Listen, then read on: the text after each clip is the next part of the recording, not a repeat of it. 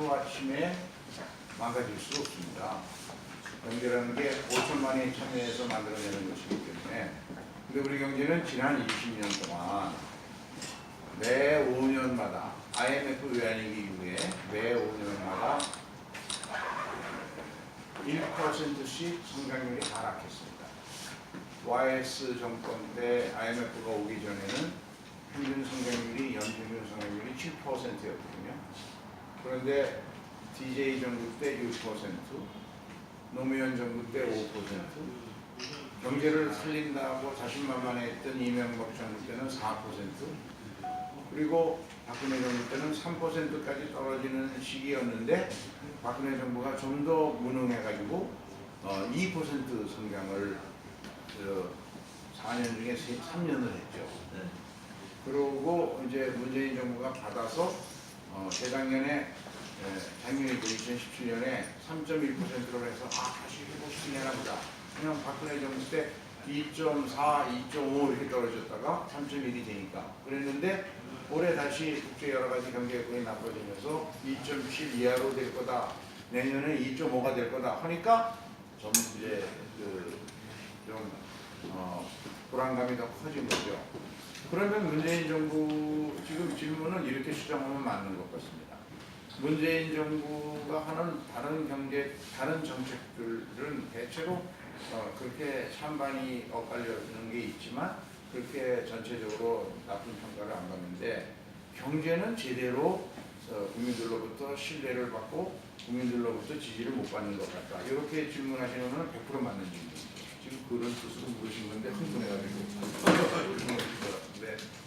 그래서 경제는 20년 동안 내리막으로 가고 있는 그런 경제.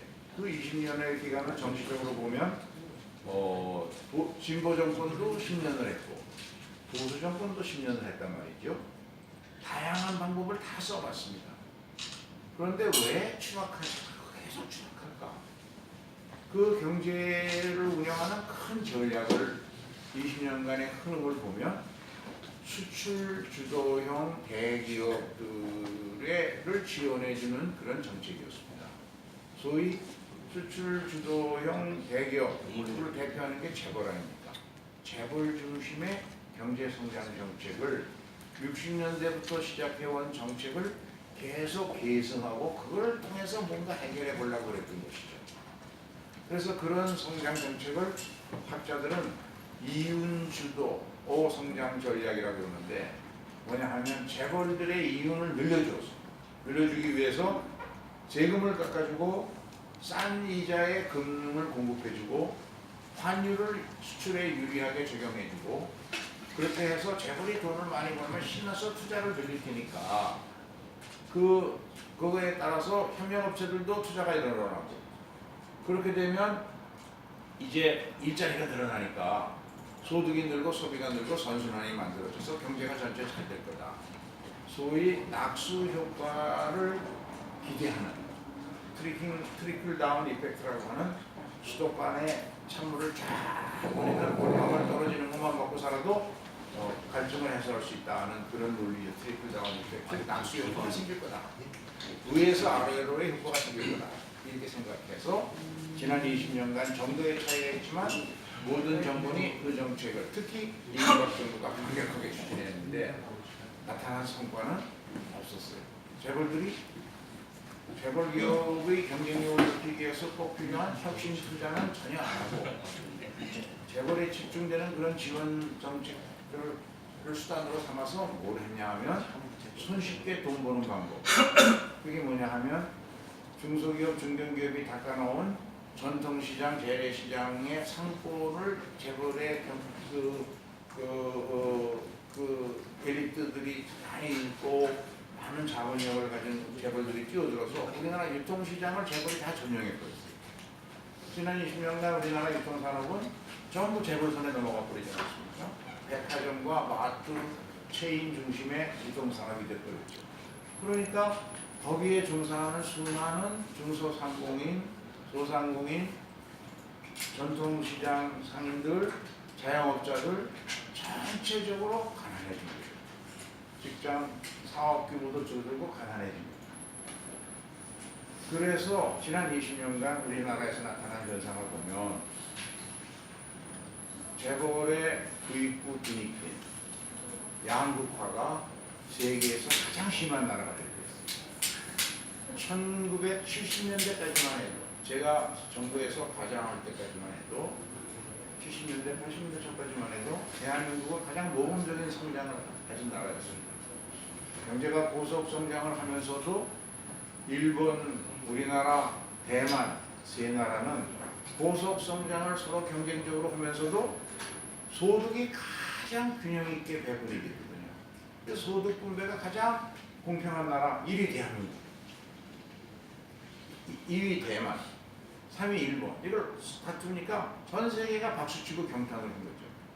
그런데 왜 외환위기 이후에 이렇게 이 모양인 걸로 정반대로 양극화가 가장 심한 나라, 성장률은 추락하고 양극화는 심해지고 그래서 국민들이 희망을 잃을 수밖에 없는 거거든요.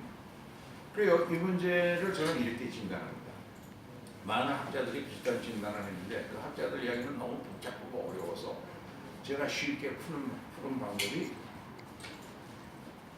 60년대, 70년대, 80년대, 30년간은 박정희 대통령 주도의 수출 대기업 성장 전략이 잘 먹혔습니다.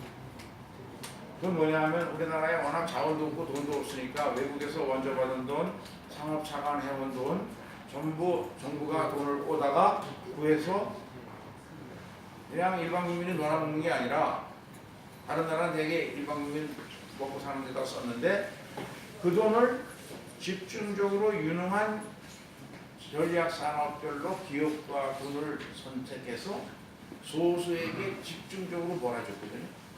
그래서 그 방법이 싼 이자의 금융, 거의 무이자 금융, 인플레이율이 20% 가까웠던 60년대에 금리가 1%, 2%짜리 금리의 돈을 수십억씩 그냥 장기간 내주니까 그거는 보조금을 주는 거나 똑같은 거죠. 그리고 세금은 과감하게 깎아줘서 거의 세금 안 내도 되게 해주고 그러니까 기업들이 신나서 성장을 했고 그때는 기업들이 점차 밤잠을 안 자고 열심히 뛰었어요. 그리고 노동자들도 무지무지하게 열심히 했죠. 한국의 노동자들이 부지런하고 학력이 높고 그러니까 이것들이 결합되면서 고속 경쟁을 만들어냈는데 이게 가능했던 것은 그때 우리나라가 성장했던 모델이 뭐냐 하면 선진국이 다 해본 거를 실패한 걸 안 하고 성공한 것만 그대로 베끼는 베끼기 성장이었습니다. 그래서 이것을 추격형 성장이라고도 하고 베끼기 성장이라고도 하는데 패스트 폴로워가 되는 전략. 어떻게 보면 선진국을 빨리 따라가는 거냐.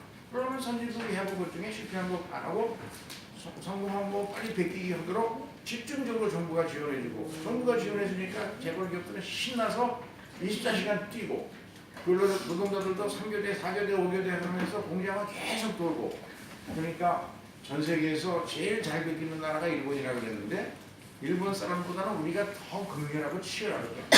그러니까 우리가 더 빨리 베끼고 더 잘 베껴서 우리한테 져가지고 일본은 잃어버린 20년을 겪었습니다.